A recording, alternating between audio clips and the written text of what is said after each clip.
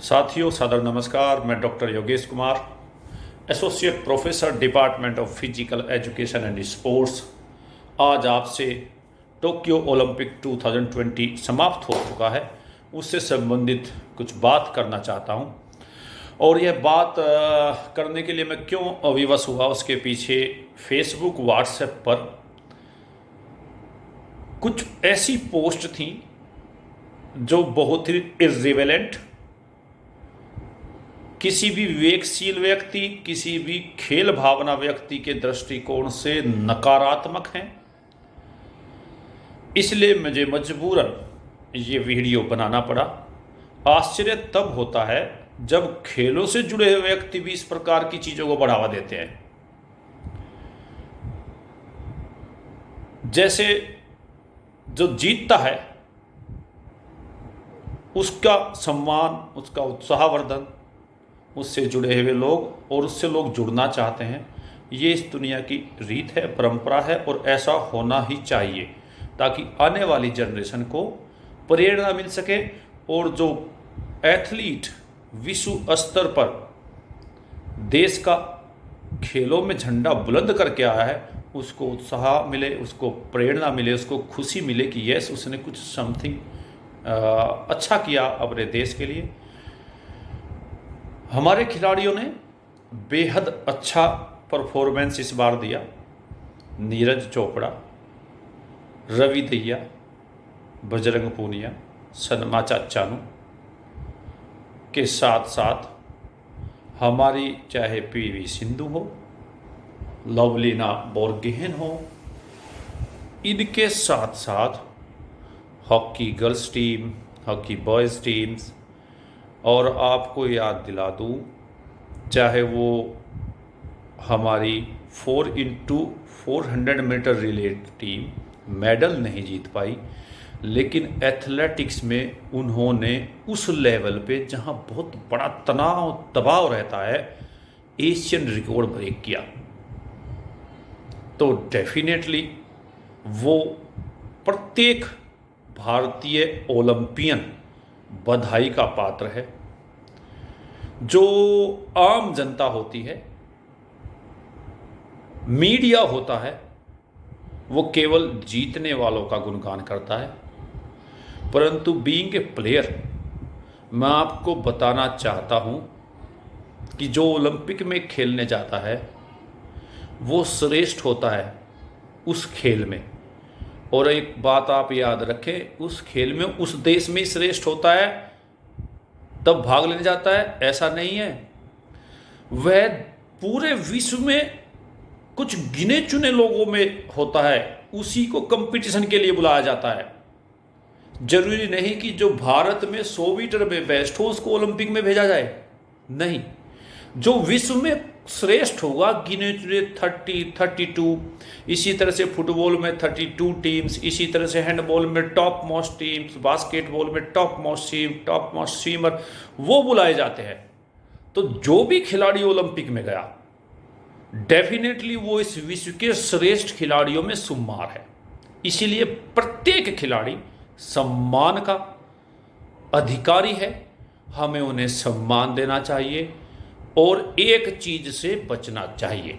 मेरी Facebook wall पे और व्हाट्सएप पे भी पहले नीरज चोपड़ा जी के विषय में लेके एक पोस्ट आया कि नीरज चोपड़ा कोस्ट में जाट। फिर थोड़े दिनों बाद में नीरज चोपड़ा के बारे में प्रेम चोपड़ा, प्रियंका चोपड़ा ने ट्वीट किया कि चोपड़ा है हमारा मेडल लेके आ, बहुत मुबारकबाद।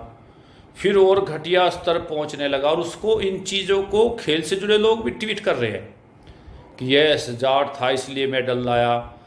अभी कोई एक लेखक मिला मराठा रोड जा, उसने लिखा कि ये तो वो मराठाओं की संतति है जो उस पानीपत के युद्ध में हार गई थी, आसपास रहने लगे, छुपके थे और ये वहीं से चले आ रहे, ये तो मराठा है। अरे भाइयों, हाथ जोड़कर इन्हें दूँ निवेदन करता हूँ, जाट होने से मेडल नहीं आता, मराठा होने से मेडल नहीं आता, चोपड़ा होने से मेडल नहीं आता। मेडल आता है हार्ड वर्क से, डेडिकेशन से, उसके साथ साथ लक से। आप देख सकते हैं Bajrang Punia the best one पहलवान है हमारे देश का, लेकिन अपनी कुश्ती हार गए सेमीफाइनल। आप ऐसे हमारे ही अपने देश के बहुत से एथलीट्स को देखें। जेवलिन थ्रो में ही है जर्मन वेटरजी जो 94-96 मीटर थ्रो करते हैं रेगुलर, वो हार गए। तो लक भी बहुत महत्वपूर्ण होता है उसमें। चोपड़ा, जाट, देवी, कोई जाति ये वहाँ ज़्यादा योगदान नहीं करती।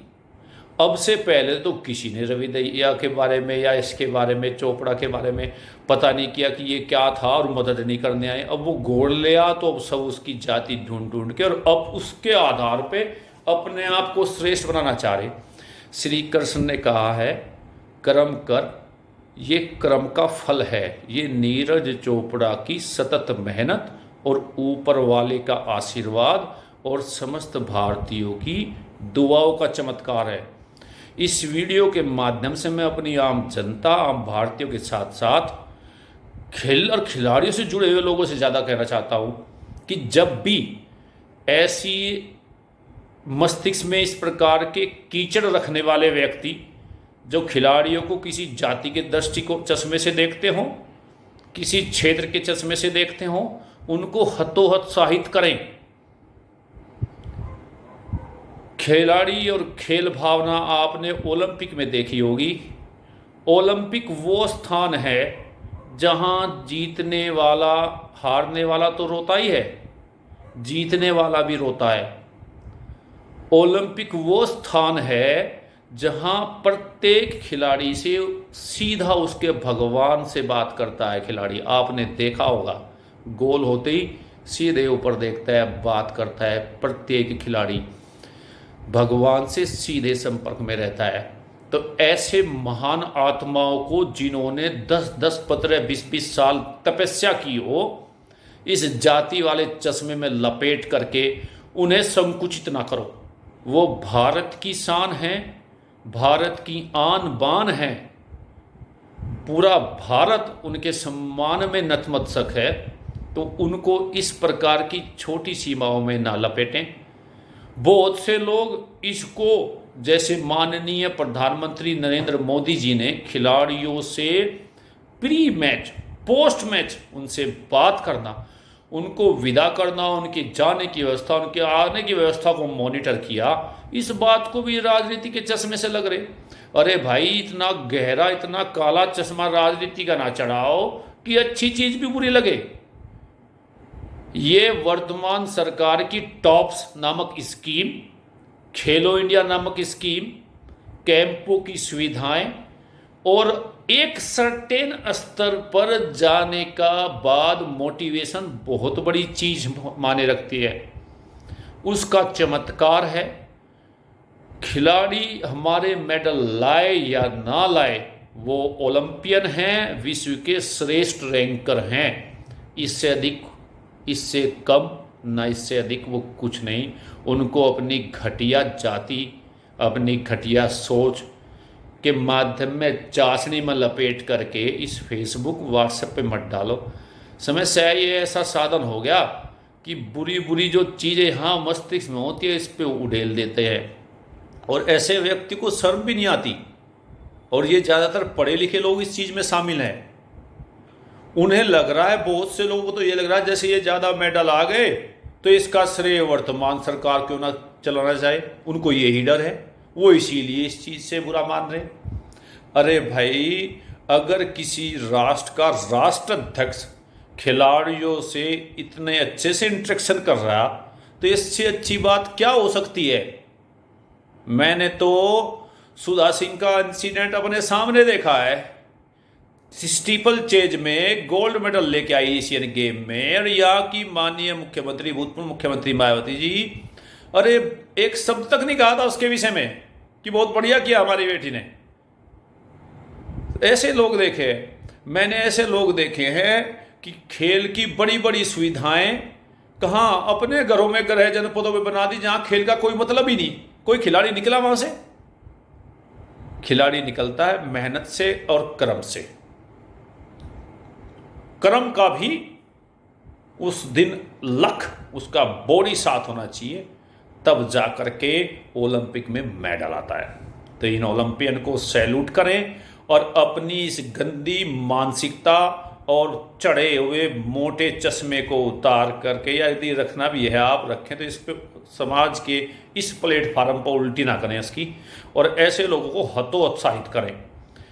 बाकी एक वीडियो ओलंपिक में और ज़्यादा मेडल कैसे आए इस पर मैं अगले बार में बनाऊंगा। मैंने एक पेपर प्रेजेंट किया था 2018 के एक सेमिनार में, पेफी का सेमिनार है, फिजिकल स्पोर्ट्स वाले जानते हैं, पेपर पब्लिश हुआ है, उसमें पढ़ लीजिएगा।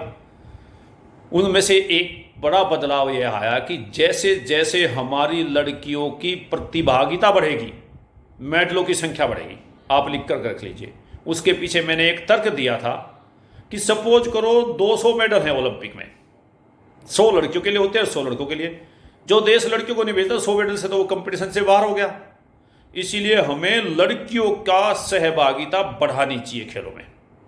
इस ओलंपिक का ये रिजल्ट हो रहा है कि एक प्रकार से धीरे धीरे ओलंपिक में मेडल जीतने की दूसरी शर्त है खाली सुविधाएं नहीं, सुविधाओं का रोना रोते हैं बहुत ज़्यादा। यदि कोचिज से सलाह मांगे तो अपना रोना रोएंगे खिलाड़ी अपना, लेकिन मूलभूत अगर सुविधाओं से होते तो सफेद से बहुत सारे खिलाड़ी निकलते हैं। जहां मुलायम सिंह जी ने इतनी बड़ी लगाई, लेकिन आप भी जानते हैं उनका क्या इस्तेमाल हो रहा। तो जब एक खेल कल्चर बन जाए तब खिलाड़ी निकलते हैं, ये सबसे मेन पॉइंट होता है। आगे डिस्कस करेंगे। तब तक सबसे अनुरोध है कि खिलाड़ियों को जातिगत राजनीतिक चश्मे में ना देखें। वर्तमान सरकार अगर अच्छा कर रही है, मोटिवेट कर रही है, उनसे बात कर रही है, उनकी फैसिलिटी सुन रही है, तो ये अच्छा है। आप अच्छा कहिए, आप मत दीजिएगा वोट, लेकिन अच्छे को अच्छा कहना सीखिए। और अगर कोई बुरा कहता है तो उसको हतोत्साहित कीजिए और खिलाड़ियों को जाति में न बांटे। बहुत बहुत धन्यवाद। जय हिंद, जय भारत।